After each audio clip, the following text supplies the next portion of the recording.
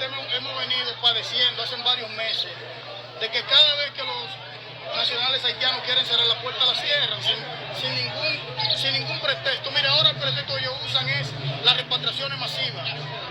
Estamos hablando de que la repatriación es un asunto de soberanía nacional, de que nos favorece a todos los comerciantes, a todos los dominicanos nos favorece esa parte de que haya repatriaciones, de que no se haga de manera violenta. Nosotros estamos en desacuerdo con eso, pero de que se hagan estamos de acuerdo y estamos 100% de acuerdo con eso.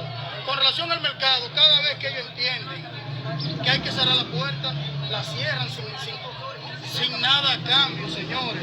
Entonces nosotros tenemos personas ahí perdiendo dinero. ¿Quiénes somos nosotros? Los comerciantes, todos los rubros. ¿Cuál acción que tomaron? No, nosotros, la comisión de comerciantes que estamos aquí, cerramos las puertas, pusimos nuestros vehículos para que no pase absolutamente nada para Haití.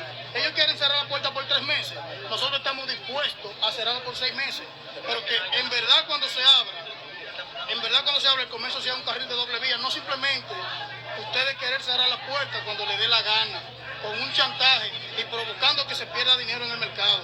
Señores, la gente que vende repollo, eso da pena, entren al pabellón, que venden repollo, que venden zanahoria, la gente que vende Toyota, ¿cómo tienen eso? Tuvieron que dejar la mercancía botada.